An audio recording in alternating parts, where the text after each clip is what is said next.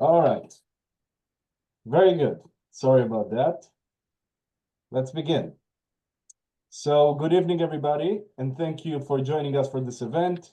My name is Or Shaked, and I'm the Deputy Director of the Jewish Virtual Library, or JVL, and I'll be moderating today's meaningful discussion on Iran's nuclear ambitions, the shifting security dynamics in the Middle East, and how Israel and the US may respond. To start, I'd like to introduce our organization. JVL is dedicated to fostering strong ties between the US and Israel, particularly at a time when access to accurate information about Israel and the Jewish people is so essential. Since 1997, the JVL has grown to include over 26,000 articles, becoming the most comprehensive online resource on Jewish and Israeli history, politics, and culture. The JVL is a trusted resource for students, educators, journalists, and the general public. After October 7, over 2 million people relied on the JVL for reliable information amid a flood of misinformation about the war in Gaza, underscoring the library's essential role in providing clear and factual insights.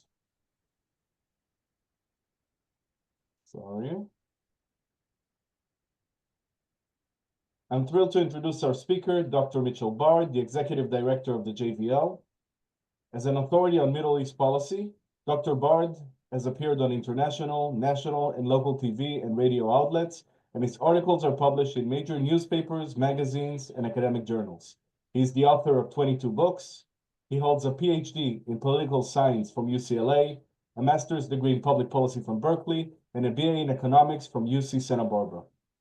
Recent events, including the back-and-forth attacks between Israel, Iran, and Iranian proxies, the weakening of Tehran's regional influence, and the broader geopolitical shifts, have once again placed Iran's nuclear program at the center of global security concerns.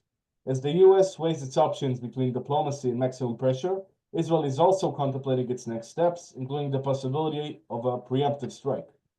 Dr. Bard will provide a critical analysis of these developments, offering insights into what's at stake for Israel, the region, and the world.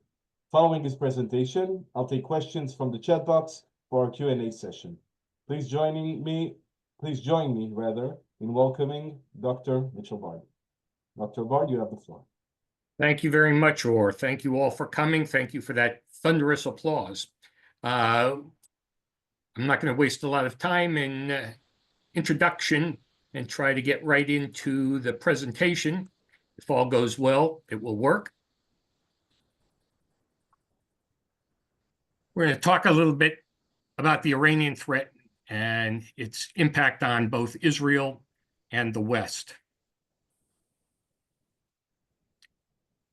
The Iranians at the beginning of the 20th century were ruled by the Pahlavi dynasty.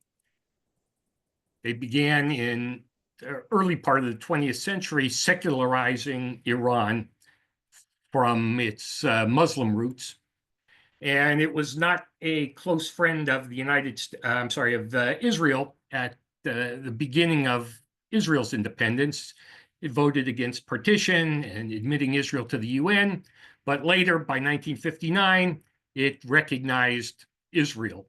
And after that time, the two countries began to cooperate in a variety of ways. For Iran, its main benefit was to gain intelligence and military cooperation in helping the Shah to remain in power. And for Israel, the main benefit was access to Iranian oil. As I'm sure you all know, Israel didn't have access to oil from the other Gulf Arab states that were providing most of the world's oil at the time.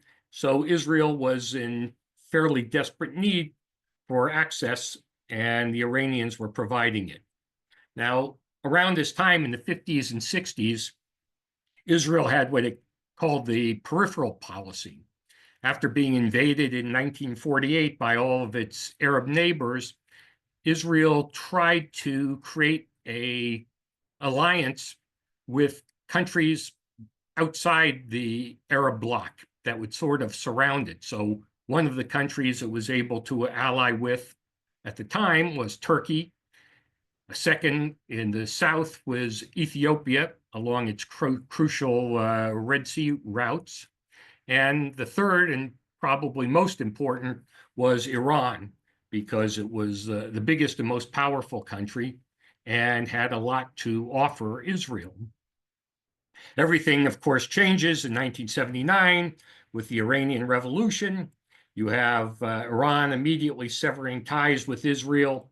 The Iranians start to cut off any travel with what they called occupied Palestine. And just to sort of stick it to the Israelis in an extra way, they took over the Israeli embassy in Tehran and gave it to Israel's arch enemies, the PLO. Khomeini made it clear that for him and for Shiite Muslims in Iran, Israel is the enemy not just of Iran, but of all of Islam.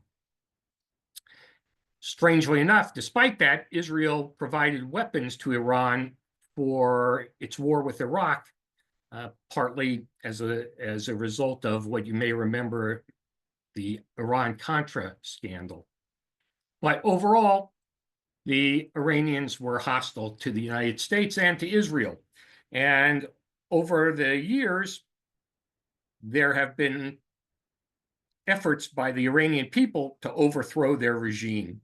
And the United States has never given much support for those rebellions.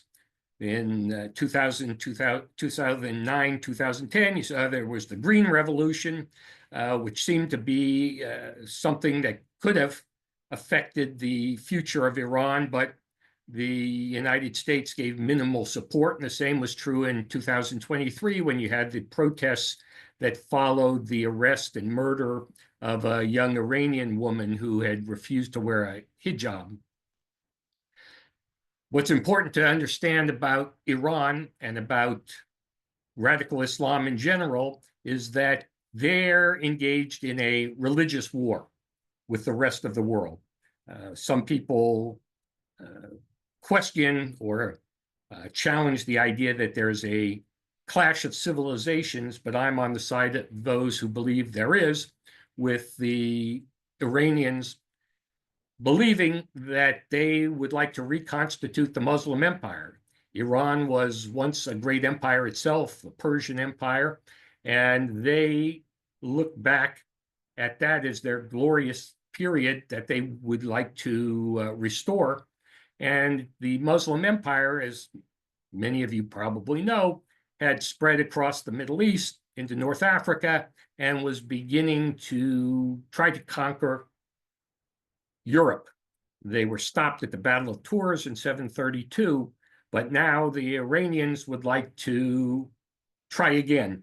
And the picture on the right sort of is a indication of what they see as both the present and the future. That is, to raise whole generations to continue the jihad in the effort to conquer the world.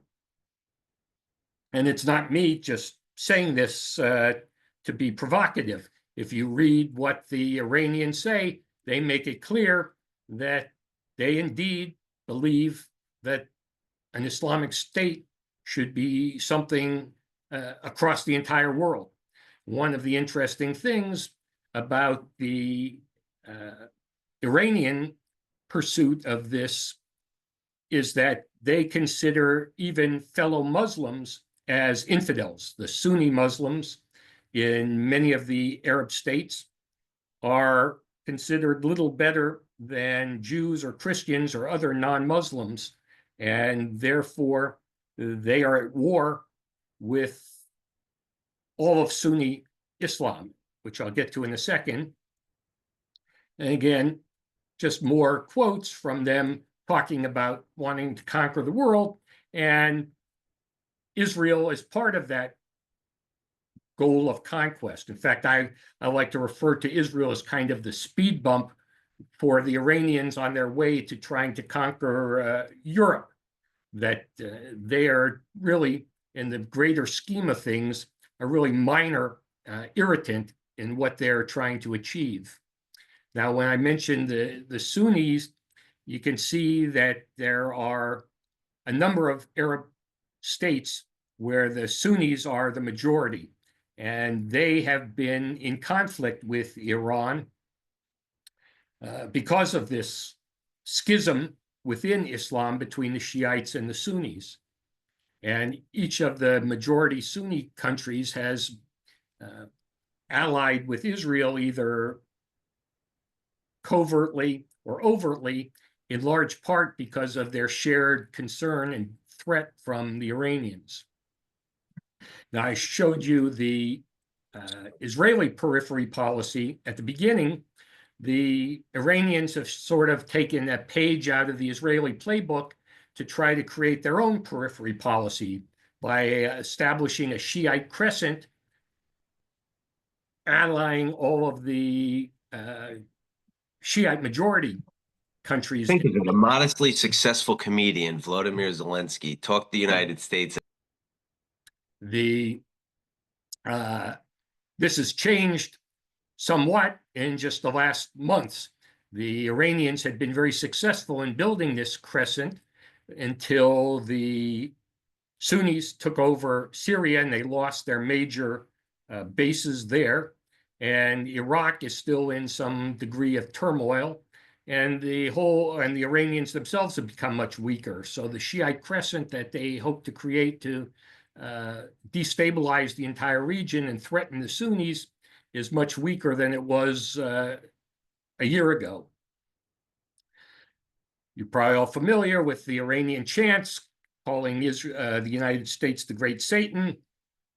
The United States is seen as the main impediment to the spread of Islam around the world, and that the Zionists, Israel, are collaborators in this. And this is the kind of typical anti-Semitic cartoon you'll see in Iranian publications, where Uncle Sam is a puppeteer controlling some of the Sunni Arab states while being in cahoots with the evil Zionists. Israel is referred to as the little Satan. Again, lots of quotations from the various Arab leaders and the Iranian supreme leader talking about how Israel is essentially a cancer in the Middle East, in the Muslim world, that has to be destroyed. And it has committed, at least rhetorically, to the annihilation of Israel. Part of the war with the Sunnis and with the Zionists has to do with sabotaging any effort to build relationships between Israel and those Sunni states. In the first term of the Trump administration in 2020, the Abraham Accords were signed, and you have now Bahrain, the United Arab Emirates, Morocco, and Sudan, Muslim countries that have established relations with Israel against the will of the Iranians. And now Iran is focused primarily on trying to sabotage the normalization of relations with the Saudis. The Saudis are extremely weak, and so they flirt with the Iranians from time to time in terms of trying to maintain their security. But they see the Israelis, and even more importantly, the United States, as their principal guardians. If you look at what the discussion is about normalization with the Saudis, what they really care about, they don't really care about Israel at all. What they want is a security treaty or an umbrella from the United States. They want more weapons from the United States, and they want the nuclear technology from the United States, which of course they say is only for peaceful purposes, but it's likely to counter the Iranians if they get a bomb. So one of the reasons for the Hamas attack on October 7th in 2023, part of the timing had to do with the Iranians wanting one of their proxies to sabotage the talks between Biden, the Saudis, and the Israelis. Biden seemed to be on the verge of getting an agreement, but once the war began in Gaza, there was really no way the Saudis could agree to any kind of relationship with Israel while Palestinians were being killed in Gaza. Now, with the ceasefire, if it holds, that creates a opportunity for President Trump to finish the job Biden started. It seems that there's no real impediment to providing the Saudis what they want from us. And I think it's simply a matter of time. And making peace with the Saudis will be a major strike against the Iranians' ability to cause trouble in the Middle East, and also will be important for Israel in terms of Saudis being the most important Muslim state, and hopefully will have a domino effect in improving relations across the Muslim world. But what about Iran's nuclear program? This didn't start overnight. It didn't start during the Obama administration. Back as far as 1987, Iran had begun to look into the possibility of building a nuclear weapon. They started to get training from the Chinese a few years later. In 1992, Israel was already warning that the Iranians were going to try to build a nuclear weapon that was going to threaten the Middle East. The CIA insisted that the Iranians were just interested in peaceful civilian programs for nuclear weapons, that they didn't really, are for nuclear technology, nuclear energy, and the fact that the Iranians had a tremendous resource of oil and didn't need nuclear energy didn't seem to faze the CIA analysts at the time. The Iranians really started to make a breakthrough thanks to Abdul Qadir Khan, who had helped build the Pakistani nuclear program. And by passing along secrets and equipment to the Iranians, that allowed them to advance their project to build a nuclear weapon. And they also were receiving technology, especially for building ballistic missiles, from the North Koreans.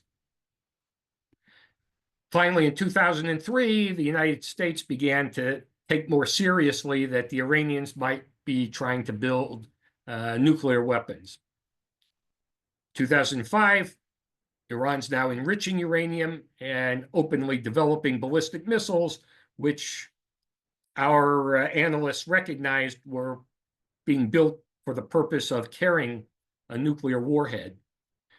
2006, we start to see the United Nations Security Council impose sanctions on Iran for its activities. The Iranians ignore the sanctions, pay no attention. And finally, 2013, when Obama is in office, starts to negotiate with the Iranians to try to reach an agreement whereby they will give up their pursuit of a nuclear weapon in exchange for a variety of concessions and help for their economy. 2015, the agreement that Obama negotiates comes up for a vote. The Senate needs to approve it. And at the time, the Democrats are the majority, and Obama basically makes it a test of loyalty to him and the party. And the Senate goes ahead with the Democratic majority providing the key votes to approve the deal with Iran. Now, what did Obama tell us about this deal and why it was in America's interests and the world's interests? Well, first, he said that Iran was going to moderate its hostility toward the United States. Of course, that didn't happen. Instead, it remained just as hostile as it ever was.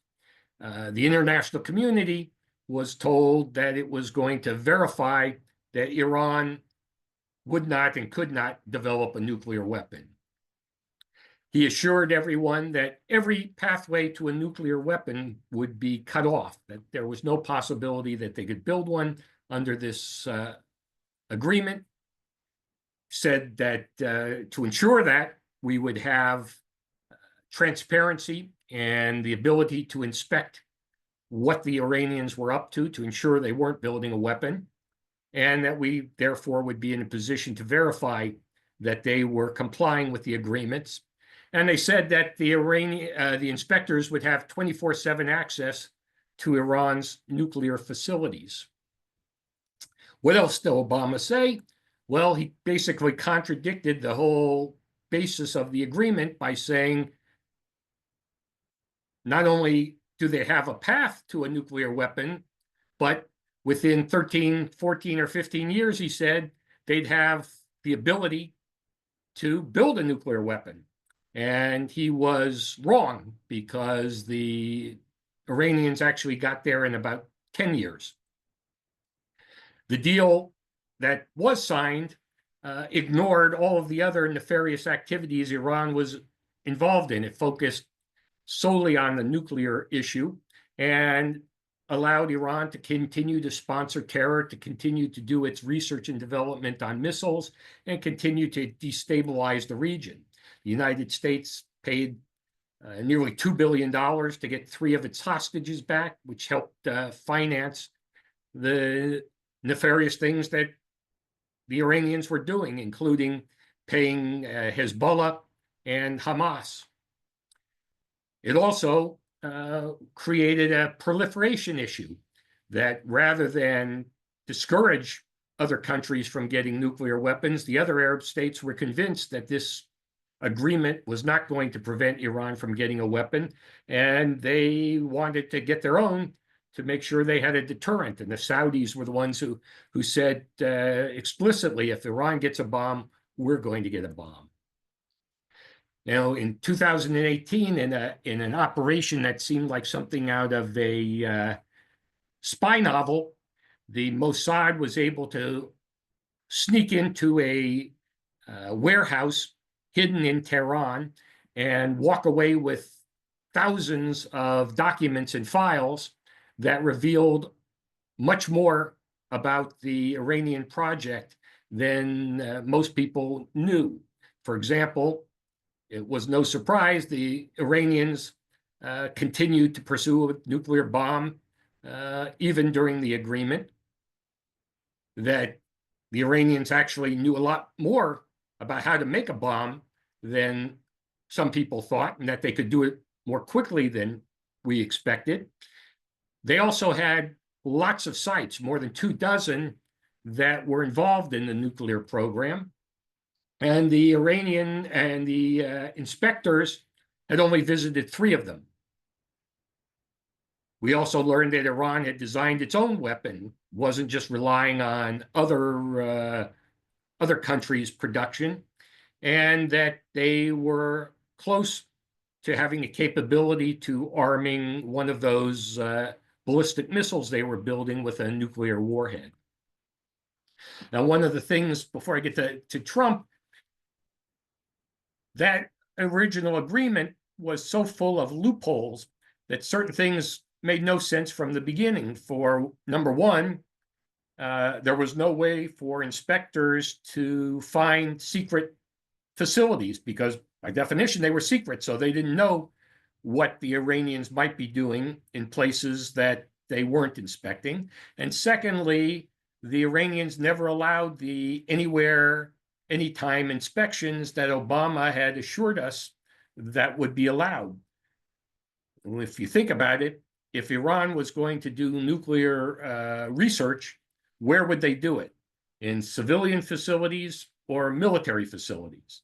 Well, seems fairly obvious they would do it in military facilities, and the Iranians said from day one that they would not allow any inspection of military facilities, and they never did. So, given the failure in the mind, certainly of President Trump and many others, of the deal to prevent Iran from getting closer to a bomb, he withdraws from the deal. And one of the interesting things that Bret Stephens was commenting on there is that the people who supported the nuclear deal thought it was so perfect that there was no need to fix it. But suddenly, after Trump withdrew from it, they immediately came up with all sorts of ideas to fix something that originally they said needed no fixing. Trump adopts the policy of maximum pressure, where he is imposing all sorts of sanctions. He's trying to cut off Iranian oil revenues, which was fairly successful. He's imposing all sorts of sanctions, 26 different rounds of sanctions, trying to do everything possible to isolate the Iranians. Unfortunately, it didn't work for a variety of reasons. One was the Europeans wouldn't cooperate. The Europeans were committed to the original agreement. They shared Obama's view that this was a perfect way of keeping the Iranians from getting a nuclear weapon, and they were hoping that they could continue to encourage Iran to comply with the agreement by doing more trade and avoiding the sanctions. The biggest problem turned out to be China, which signed a huge agreement, multi-year, multi-billion-dollar agreement to buy Iranian oil. They weren't able to buy a lot during the Trump administration, but because the Biden administration was much more lax in enforcing the sanctions, they bought increasing amounts, so that in, I think the last numbers were 2022 and 2023, over those 2 years, the Iranians were able to sell over $100 billion worth of oil to the Chinese. So despite Trump's pressure, by the end of his term, Iran was closer to a bomb than it was at the beginning of the term.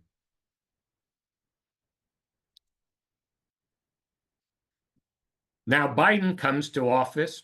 During his campaign, he had made clear that one of his priorities was to reconstitute the nuclear agreement, that he was going to bring the Iranians back by offering them various carrots and concessions, but he was going to negotiate a much tougher agreement than Obama had.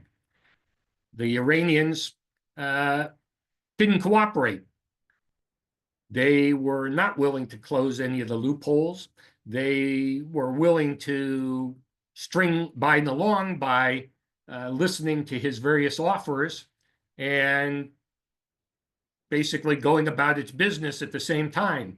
Over about 2 years, the United States and Iran negotiated through mediators in Vienna, and the United States basically made no progress. The Iranians are the masters of negotiations. Some people, if you've ever been to the Middle East and tried to negotiate with people in the bazaar and the shuk, you know that there's not much chance that you're going to win that negotiation. And the Iranians have been doing this for centuries, and you're not going to defeat them in any kind of negotiation, and neither Biden nor Obama were able to. So after 2023, again, Iran continued to pursue its interest in a nuclear weapon, and you had them closer to a bomb than at the beginning. Now, I'll get to this in a second more.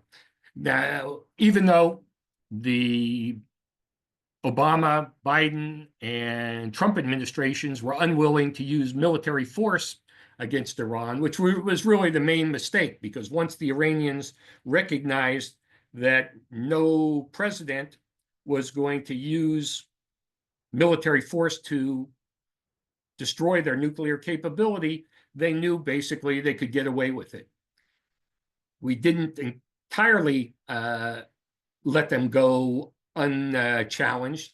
There was a covert war, which included the Operation Olympic Games, which was publicized back in 2010, where the United States and Israel worked together to input computer war and do other cyber activities to sabotage Iranian nuclear material, not weapons, machinery, enrichment machines, and so forth. But the Iranians were not inactive either. They've been hacking us year after year as well. In 2020, they had a large cyber attack on Israel. And so there's been an ongoing cyber attacks between all three countries. You probably know in 2020, 2024, the Iranians launched a covert effort to defeat Donald Trump. Just to give you an idea of how extensive the attacks are, in 2023, Israel was absorbing 200 attacks a day. Fortunately for them, they have a very strong counter cyber ministry that's able to defeat most of these attacks. Another part of the covert war was Israel assassinating Iranian scientists and others related to the program. The United States hasn't attacked the people in the nuclear program, but we did assassinate Qasem Soleimani, who was a leading figure, one of the key commanders in the Iranian Revolutionary Guard. Now, why are we so concerned about Iran's ballistic missile program? Well, it has developed very sophisticated missiles that can reach long distance targets in Europe, throughout the Middle East, of course, Israel. And why it matters to the United States is, let me go back. The United States has troops all over the Middle East. We don't have them in Afghanistan anymore. This was from 2020. But we have troops throughout the Middle East who can be targeted by Iranian missiles. And we have been targeted in Iraq in particular. Iraqi militias have fired lots of missiles at the United States bases and allies there, and we've very rarely retaliated. I talked about Israel's periphery policy before. The Iranians, again, taking a page from the Israelis, have tried to develop an axis of resistance, building up proxies to surround Israel. So besides the Iranians, you have various Iraqi proxy organizations. You have groups in Syria. The Iranians moved their own troops into Iran. Hezbollah from Lebanon was working out of Syria as well. Hezbollah attacking Israel from Lebanon. The various Islamic groups in Gaza funded by Iran surrounding Israel on that side. And Iran's doing everything it can to try to create a Hamas base in the West Bank. You know, one of the reasons that the Palestinian Authority has been attacking Palestinians in the West Bank is because of this fear that Hamas will take over thanks to Iranian support. And you also have Iran supporting the Houthis in Yemen. So Iran had created this axis of resistance. Again, it's broken down largely because of what Israel's done and what happened in Syria. In Lebanon, the Hezbollah, which was supposed to be restricted to the northern part of Lebanon, far from the Israeli border by previous UN security resolutions, basically built up bases throughout the south. They were threatening all of the Jewish communities along the border. 60,000 Jews had to leave their homes because Hezbollah was firing rockets daily into their communities. And after absorbing thousands of rockets, Israel finally had enough, sent its troops in to clean out this whole southern area. And what the Israelis have found is that every house in all of southern Lebanon, they're finding it was a Hezbollah outpost. It was either where a tunnel could be entered or it had an arsenal. And so Israel's focused on these last several months up until its withdrawal this week, cleaning this whole area out, and the Lebanese army is supposed to fill in the gap so that Hezbollah can't return. October 7th, Hamas, armed by the Iranians, attacks Israel, commits the massacre that kills 1,200 Israelis, takes 251 hostage.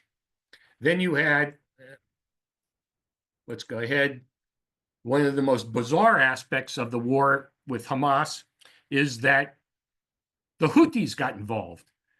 The Houthis are a relatively small tribe in one of the most poor countries in the entire world, Yemen, but they've been armed with sophisticated ballistic missiles by the Iranians, who instructed the Houthis to fire rockets at Israel to create yet another front to distract their troops. They also threatened to sink any Israeli ships traveling through this narrow passageway from the Red Sea, that they would also target ships that were heading to Israeli ports. But in the end, what they ended up doing is basically shutting off this route to just about all commercial traffic. U.S. Navy, the British Navy, others have gone to try to protect shipping, but most have decided to take a longer route that's much more expensive rather than risk being targeted by the Houthis. The Suez Canal has, I'm sorry, it's very sensitive. The Suez Canal has been rendered almost useless, which is costing the Egyptians billions of dollars. And one of the things that I find a little hard to understand is the mighty U.S. Navy, which is supposed to be so strong that it can counter the Chinese and prevent them from, for example, taking over Taiwan. The mighty U.S. Navy, even with the help of the British Navy, hasn't been able to defeat the Houthis.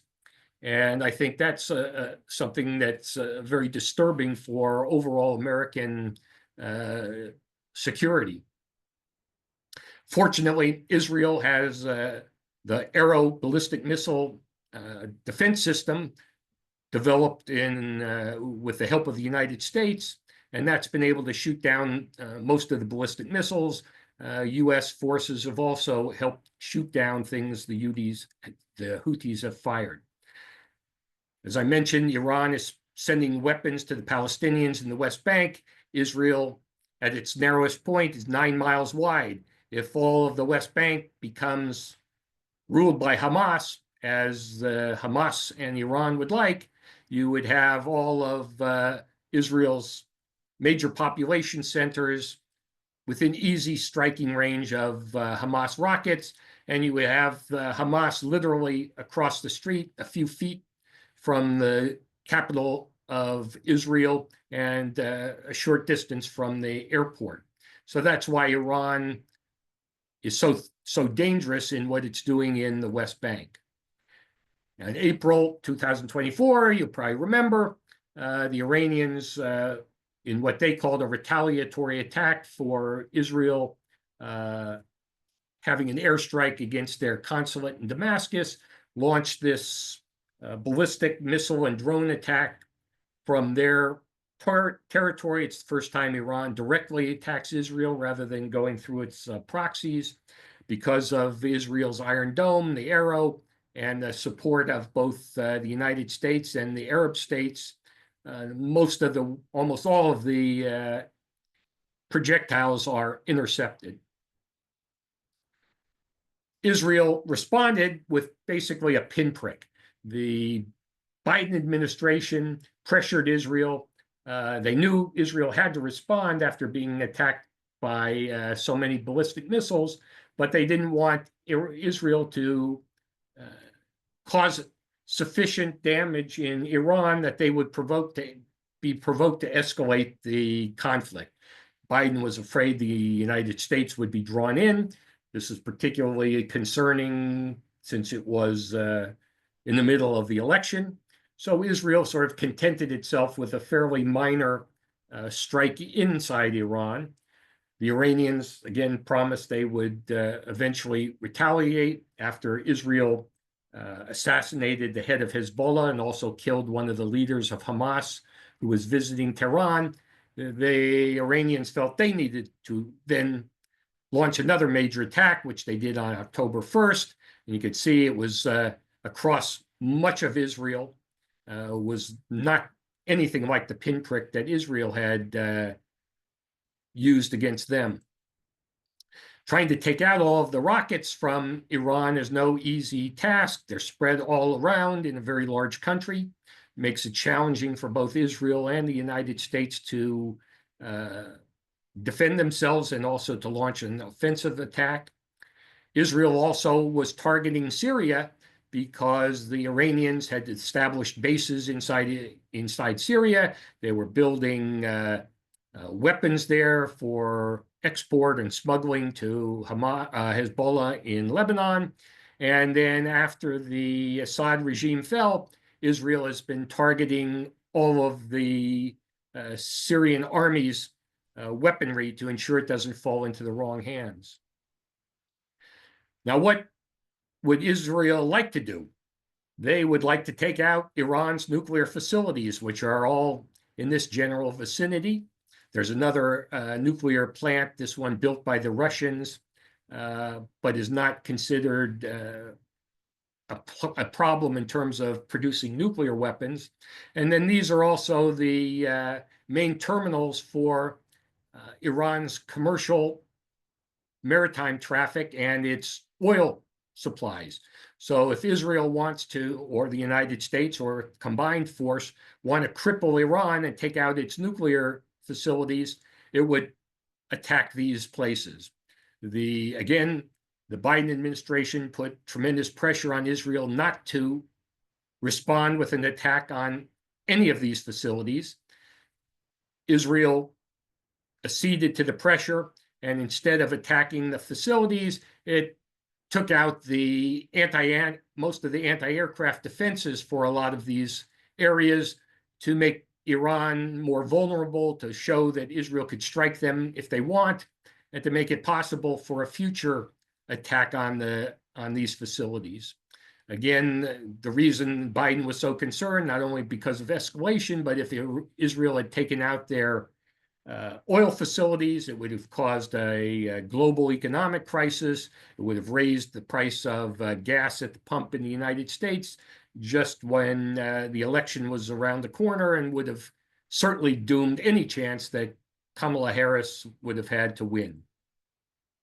Now, the Iranians, why are we worried about Iran getting a nuclear weapon? The United States has nuclear weapons. Israel has nuclear weapons. Well, one of the problems is the Iranians, unlike all the other nuclear powers, believe that they can win a nuclear war. You know, the common understanding is the reason we don't have a nuclear war with the Soviet Union and now the Russians or with the Chinese is we all understand that this would lead to mutual assured destruction, and we can't win a nuclear war. Well, the Iranians don't feel that way. The Iranians think they can win a nuclear war with Israel. One reason is because of how big it is, that the Iranians could fire 3 nuclear weapons, one at Haifa, one at Tel Aviv, one at Jerusalem, and it's basically goodbye Israel. And by the way, they couldn't care less if Arabs and Muslims were killed in those attacks, as they demonstrated when they launched the ballistic missiles. They didn't care that they hit targets with Muslims and Palestinians. In fact, they did hit them. But they believe that, look, we're big. Even if Israel is able to strike us, they're not going to be able to destroy a country as big as we are. And the other aspect is a religious one, that some of the Iranians, and this was true of Ahmadinejad when he was president, have this messianic vision that the Shiites believe that there is a missing imam who disappeared and that he'll return in sort of what they see as a kind of messianic age. And that will be brought about by some apocalyptic war.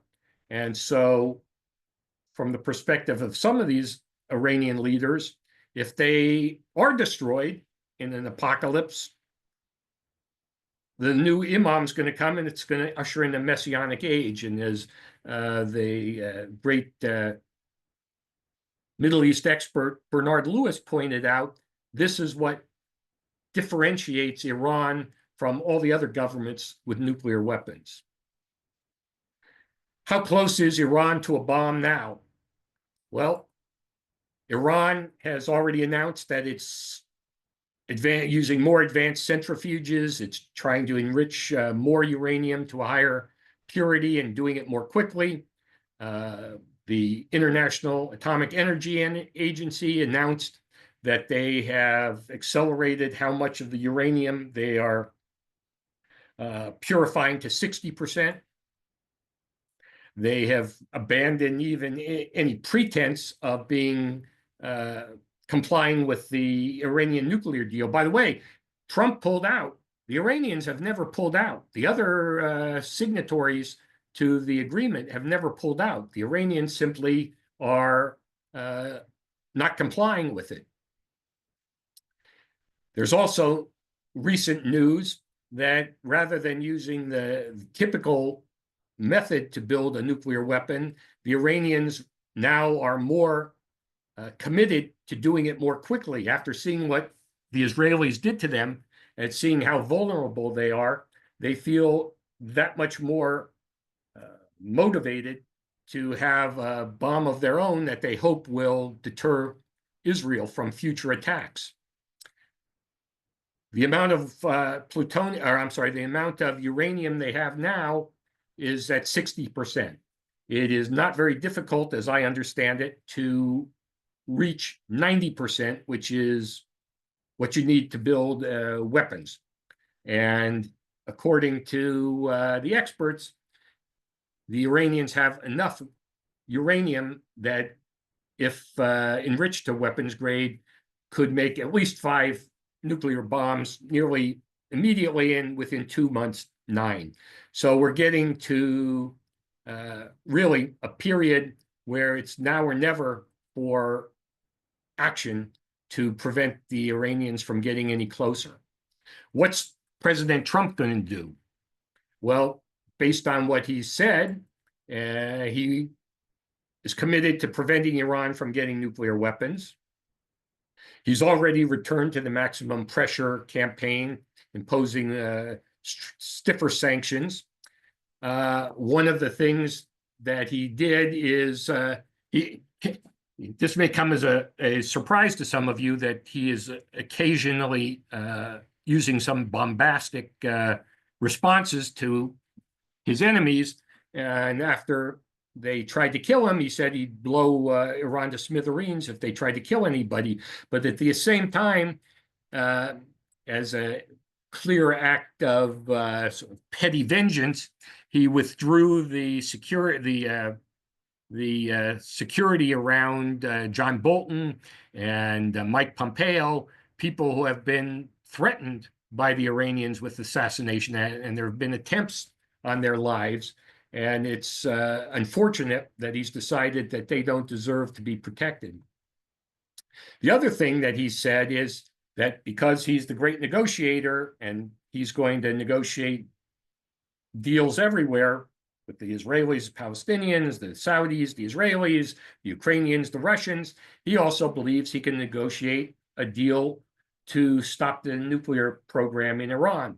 He thought the same thing in the first Trump administration. He didn't do anything about it, partly because John Bolton and some of the others wouldn't let him meet with the Iranians. He said that he wanted to meet with them and he believed that he could negotiate a deal, and he still seems to believe that.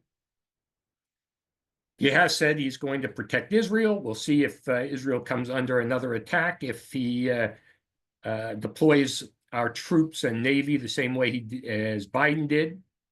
And the other thing he said, which I find equally difficult to believe as negotiating, is he said he wants to bring Iran into the Abraham Accords. In other words, he thinks that the Iranians are going to be willing to make peace with Israel. And one of the other problematic aspects of his policy is he says he is against regime change. Well, if you don't change the radical Islamic leadership in Tehran, you're not going to end the problems of instability, of seeking a nuclear weapon, of pursuing and sponsoring terrorism. So that, to me, is a serious mistake and serious concern if you really are committed to stopping the Iranians from getting a nuclear weapon. If you want to learn more, we have a lot of information about Iran as a threat, what it's doing to build a weapon, what the military options are in the Jewish Virtual Library. let me turn it over to Or for a minute, and then I'll be happy to take your questions. Yes, so thank you very much, Dr. Barr, for this insightful presentation. We're now moving on to the Q&A session, right on time, actually. So if you have any questions for Dr. Bard, please share them. I just put it in the chat box. Please share your questions, and I'll be happy to present them to Mitchell for him to answer.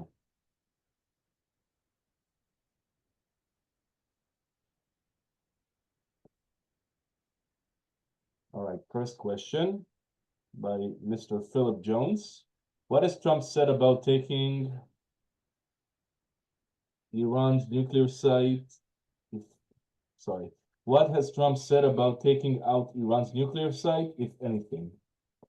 Well, Trump has said that he believes that the negotiated solution is possible. And he has said he prefers that to any kind of other approach, but has hinted that if those things fail, he might be willing to do something. He's not been explicit about it. He's also given some hints that he would be prepared to allow Israel to attack. For Israel to attack, it would need more than Trump just nodding his head and saying he doesn't mind. It would also require some active U.S. involvement, which both Biden and Obama were unwilling to do, and we'll have to see if Trump would be willing to do it. All right, moving on to the next question. Mr. Austin Kinghorn, what capabilities does Israel have to penetrate deep underground facilities? Well, it has more capabilities than it had a week ago, now that the Trump administration has just released 2,000-pound bombs that the Obama administration had been withholding from Israel. You need much bigger bombs than that to really penetrate as deep as the Iranian facilities are. And there's been some talk that the United States might give Israel the bigger bombs. I'm not sure that Israel has the means to deploy it. If I understand correctly, and maybe someone knows more, the biggest bunker buster bombs that the U.S. Air Force has can only be carried by certain kinds of aircraft that I don't believe Israel has. But you don't necessarily have to penetrate to the greatest, the depth of where the Iranians may have their facilities. You can knock out the entrance to the facility so nobody can get in or out. You can take out the scientists who are responsible. You can target the machines that produce the enriched uranium through cyber attacks and other ways. So the Israelis have been pretty successful at taking out various factories and facilities in the past.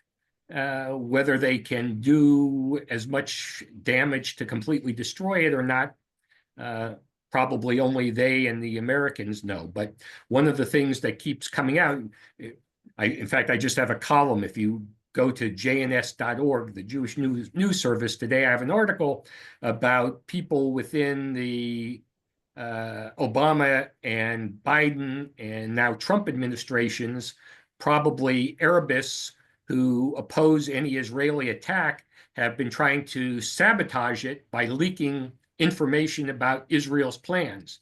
So back in 2012, Israel supposedly was planning to attack Iran, and there were a number of leaks to the press about Israel's intentions. There were other leaks a few years later, and now just in the last couple of weeks, there was a leak that Israel was planning within the next 6 months to attack Israel. And all of these leaks are designed by people who are either anti-Israel, anti-Semitic, or just don't believe that a military strike is the best answer, are trying to sabotage it. And actually, during the Biden administration, it was a CIA agent who was caught after leaking top secret information about Israel's plans. So this is another impediment to Israel's ability to strike at the Iranians. Thank you. Mr. Eagle-Brenner is asking, what is the potential, now that Trump is in office, that Israel will strike Iran's nuclear sites? Well, again, if you believe the leak, they plan on doing it sometime this year. It's hard to know what Israel will ultimately decide. From my perspective, Israel has to act. It can't wait. It can't wait like October 7th to have an October 7th happen only on a nuclear scale. But there are, one of the impediments with Trump, he's unpredictable. One of the things that Trump has been saying over and over again is how he wants peace and he doesn't want people to die. And if he allows Israel or helps Israel to attack Iran, that may not only kill his whole idyllic view of what he sees the world as under him, but also his chance for a Nobel Peace Prize. So I'm not sure that even though Trump is very sympathetic to Israel and may be sympathetic to doing something about the Iranian nuclear facilities, I'm not sure he'll, in the end, green light an attack by Israel. Mr. Donald Matthews is asking whether you'll be able to view this presentation in its entirety again. Let me answer that question. The answer is yes. This session is being recorded and we will upload it to our YouTube channel, so you can watch it again if you wish. Watch it again and again. As many times as Maybe you can use it to go to sleep. All right. Mr. David Acosta is saying, not everybody in Iran is anti-West. Isn't making Iran the bad guy, keeping Iranian protesters down? I'm not sure I understand the question. No, it's a very good point. Of course, in fact, the Iranian people have generally been pro-Western. They're being oppressed by this Islamic regime that they've had no success in overthrowing. It's very tough to overthrow an authoritarian regime like that. We saw after that last series of protests that many of the activists were arrested, many of them were executed. But if this regime were to be replaced, there's a very good chance that Iran would once again be pro-Western. But let me point one other thing out, that might not necessarily solve the nuclear program. On the one hand, a new regime of pro-Western Iranians might say, look, we don't want to have this conflict with the rest of the world anymore. We don't want to have any sanctions on us. We're going to do what the Libyans did, and we're going to give this up voluntarily. We don't want it. But there's another perspective, and that is that the Iranians are very proud people, and that they can say quite rightly, we're a great nation. Why should Israel have nuclear weapons and not us, or the United States, or Pakistan, or anyone? We have just as much right as a nation to having a nuclear capability to defend ourselves as all of the others. So it's not necessarily a solution to do away with this regime, but it's much more likely that that would solve the nuclear problem. All right, moving on. Thank you. Corinne Altman, do you believe that once all hostages return home, things will pick up between Israel and Iran? Things will pick up in a military way, do you mean, or in a positive way? I think that is possible. That may be one of the things that is factoring into Israel's timing, if it does indeed plan to attack Iran. I don't think Israel wants to rock the boat if it can avoid it, and before getting all the hostages back. the timing could be determined by all sorts of things. It may be a particular opportunity that opens itself. One of the reasons Israel assassinated some of the people that it did, like the Hamas leader Ismail Haniyeh in Tehran, was it had the opportunity at that particular moment. So, and keep in mind also, the Iranians have said that they still haven't retaliated for Israel's last attack, and they've promised to do that. And they also, say every day, if you attack us, all just like Trump, all hell's going to break loose. Only it's coming from them. Thanks. Next question. Natalia Almog is asking, do you think intelligence sharing and cooperation between Israel and the United States has changed from administration to administration? Good question. Has intelligence cooperation changed from administration to administration? It does, but I think in recent decades, it's more on the margin that now, since Israel's been seen as a strategic ally since at least the 1980s, the cooperation is pretty strong. There are occasions when one or both sides do something that upsets the other's intelligence operations. You have had for years Arabists in the CIA. Arabists are people who believe they know it's best for Israel, that they believe that the relationship between the U.S. and Israel harms our relationship with the Arabs. And so there have been CIA officials throughout its history that have often been unhelpful. But I think overall, if you probably talk to the heads of Mossad and the heads of CIA, you'd find that they have a very strong cooperative relationship. And it's certainly paid off and been clear in the hostage negotiations, where the head of the CIA and the head of the Mossad were involved, and in some of the other recent activities in the region. Thanks. Next question. Here's an interesting one. Tony Rodgen is asking, is Iran actually so adamant to sit with Israeli leadership to discuss the problem, or is it that the media wants to push that narrative? I'm sorry, to say it again?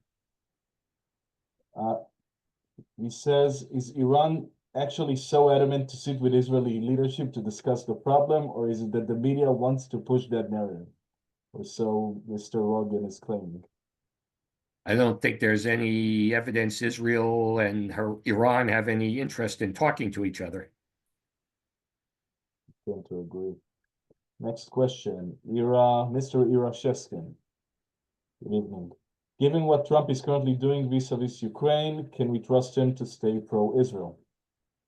Very good question. I think, when the United States is backing away from a country that is an ally of ours, or democracy that we've been supporting, in favor of an aggressor, and saying the things that have been said in the last few days about Putin compared to Zelensky, I think there's some legitimate reasons to worry whether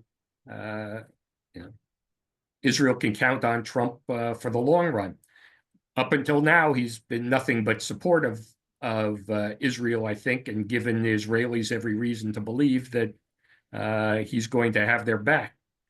But again, he's an unpredictable person, and you don't know what may happen in the future that might upset him even. Just think about how angry he was with Netanyahu because the prime minister congratulated Biden when he was elected in what Trump considered a rigged election. And he holds grudges over those kinds of things. So will he be so angry at Israel over something it says or does that he turns on it? I doubt it, but it's not out of the realm of possibility. Thanks. Julius Wengart. Why does America not send 3,000 pound bombs to Israel, which would be more effective in destroying Iranian nuclear sites? I think the bombs are more than 3,000 pounds, actually, the biggest ones that we have.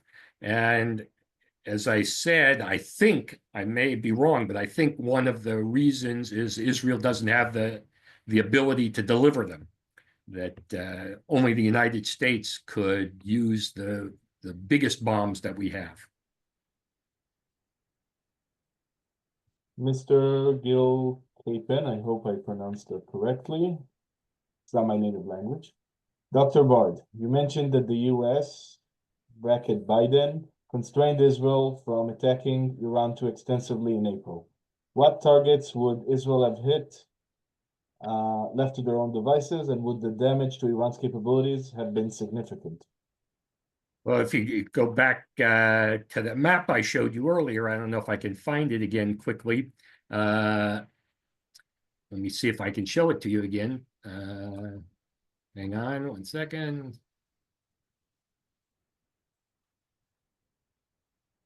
Oh, this is going to take too long. Never mind.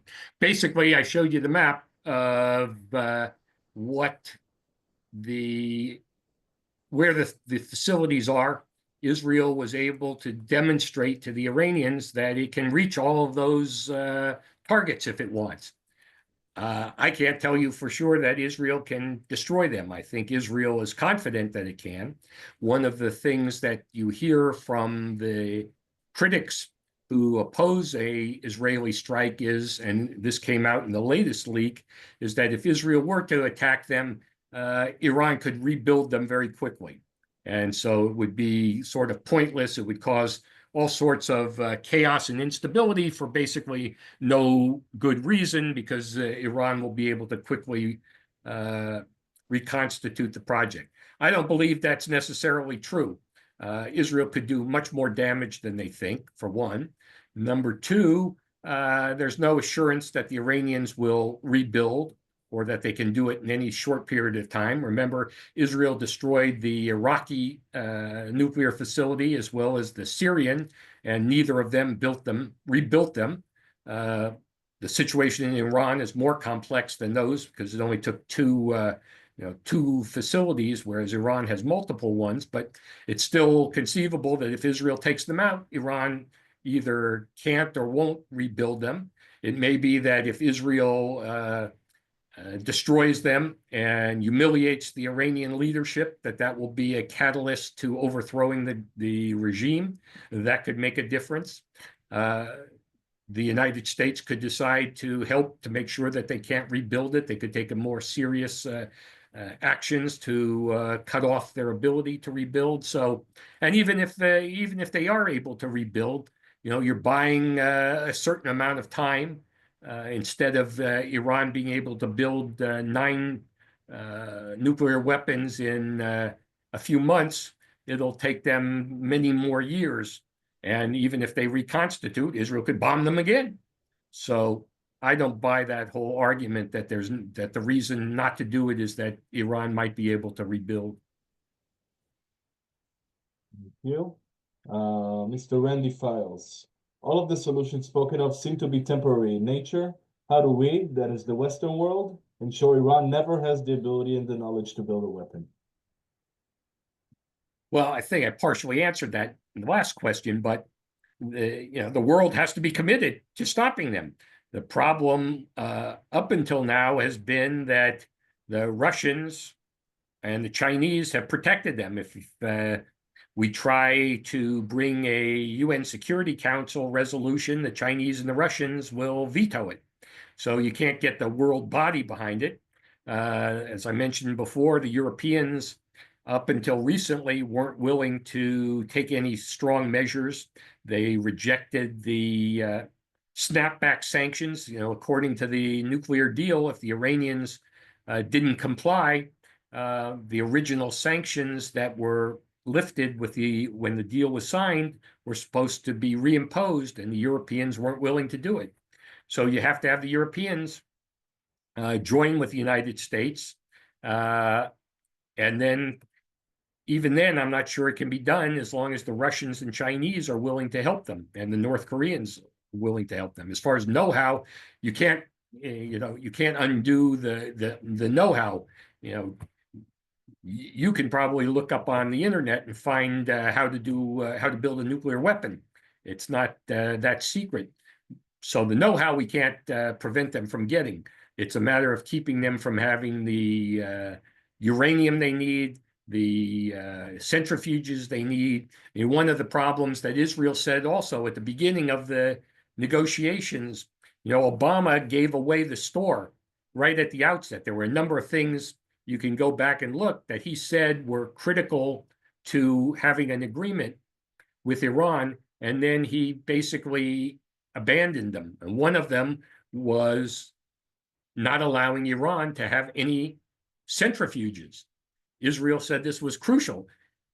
Instead, the agreement allowed them to have centrifuges, which they've only made gotten more sophisticated, and that's what was allowing them to enrich uranium for the purpose of building a bomb. It never should have been allowed. So things like that have to be done in the future if you're going to have any hope of stopping not just Iran, but other countries that may want to build a bomb.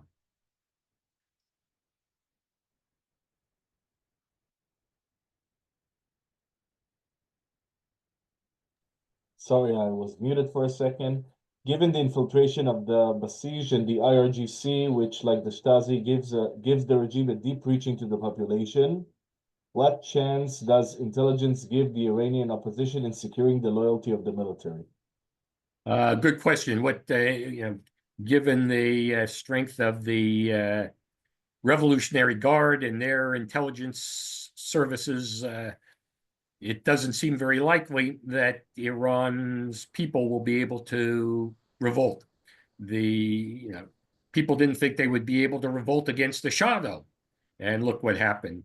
I think the State Department for years was predicting that the regime was going to get overthrown, but clearly they were wrong, as they are wrong about just about everything related to the Middle East. But unless it'll be difficult, even with U.S. help, it's difficult because once you have the other side can say, oh, look, it's outside forces that are helping you. That makes it also challenging for the people. But, they have to, at some point, decide that they are not going to take it anymore. And they're going to stand up to the people, and they'll need to do what the people did in 1979 to bring in the Iranians to begin with. But I don't in any way underestimate how difficult that would be. It's the case in any authoritarian regime.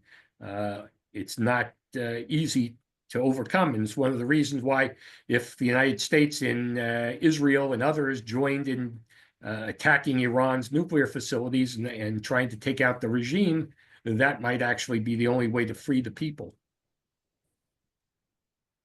Thanks.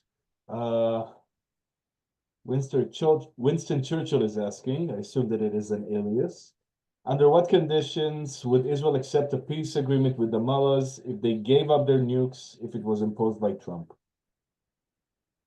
Oh, it's an interesting question. If the Iranians gave up their nukes, that doesn't mean that their entire ideology and commitment would change. I mean, for them, this is a religious obligation to destroy Israel. It's not just a matter of whether they have the nuclear capability to do it. They believe that the Jews are infidels and the Jews need to be destroyed. And so I don't see how any Iranian leader under the theological rule would ever have any interest in peace with the Israelis. Next question, Mr. Tony Rogan. Don't you think that advocating for a peaceful resolution is a better option than taking a jingoistic stance and have thousands of young soldiers die? I am an American soldier and I might have to be involved in those hostilities, so I'm concerned about this. Well, it's a very good question and it's a very good point. It's the old saying, to jaw is better than to war, but you have to be able to accomplish your objective. The negotiations that brought about the Iran nuclear deal didn't prevent them from getting closer and closer to a bomb. I don't suggest military involvement lightly at all. One of the things that Israel seemed to prove in the last two attacks is it isn't going to require boots on the ground, that most of the fighting can be done largely through the air. I know that, there's a whole, idea that you can't win wars just through the air, which is largely true, but Israel can certainly take out the nuclear facilities mostly through the air without some large ground invasion. I don't think there's any Israeli plan that I've ever heard of that involved sending in troops to occupy or to fight. Iran is too big, its army is too big, it's too powerful for land forces to try to take over the country. And I don't think the United States has any interest in putting boots on the ground in Iran either. And again, I don't see where it's necessary to be able to take out their nuclear facilities, their energy facilities, their principal economic means. Can be done without some Desert Storm type invasion, as far as I'm aware. But it's a legitimate worry. We don't want to get into a war that would involve risk to our troops or to Israeli troops or to any of the forces who might be involved.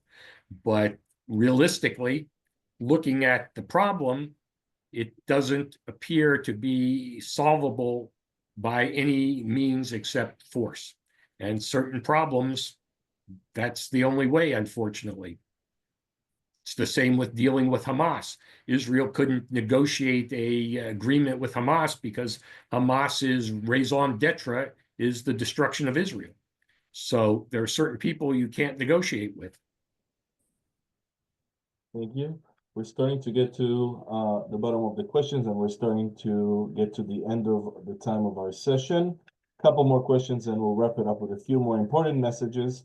Mr. Donald Matthews, what are your thoughts on the new administration's cabinet officials regarding future peace? The cabinet officials regarding what? Future peace. Future peace. The cabinet is really a mixed bag, and it's hard to know exactly what direction the foreign policy will go in different theaters that you have. I mean, Donald Trump is the president. He is going to guide all of the cabinet in the direction he wants, which is, from his rhetoric, to try to bring about peace wherever he can. You have people in the cabinet who are more hawkish towards Iran, for example, and more willing to use military force. And then you have others who are completely against it. You have some people who are isolationists, who don't want the United States involved abroad at all. And Trump certainly leans in that direction. And you have people like the Secretary of State who believe in a more assertive American foreign policy. It also will partly depend on how the president decides to relate to our allies. Right now, there seems to be a schism being created because of the president's policy toward Ukraine, with the Europeans beginning to think that they can't rely on the United States. Trump may take measures through his cabinet to try to reassure them. It's hard to know which direction things are going, but I think for now, there's going to be more of an emphasis on trying to find ways to end conflicts than to begin them. All righty then, last question. Israel has a nuclear doctrine. Does Iran have one? If yes, what is it? A nuclear what? Doctrine. Oh, nuclear doctrine. I don't know that the Iranians have a nuclear doctrine. They don't yet have a nuclear weapon, so maybe they will have one after they build it. But there, as I indicated in some of the slides, to the extent they have a policy, it seems to be that a nuclear weapon is something that they can use not just for defense, but for offense. So I think that's one of the things that makes them particularly dangerous, that they have not given any indication that they would subscribe to the notion of mutual assured destruction or to limit their use of nuclear weapons to a deterrent. Thank you all. I'll let Or finish up, but I want to thank everybody for joining and participating, and hope that you'll join us in the future as well. Yes, and regarding the rest of the questions, since we didn't have the chance to get to all of them, you are more than welcome to reach out to us. Dr. Bard and I would be happy to answer these questions more specifically and privately. So just a few more notes. Thank you, Dr. Bard, for your invaluable insights into this pressing issue. Tonight's discussion has made it clear that Iran's nuclear ambitions remain a significant challenge, not only for Israel, but also for global security. As we've heard, the choices facing the US and Israel, whether through diplomatic engagement, economic pressure, or military action, will have profound consequences in the months and years ahead.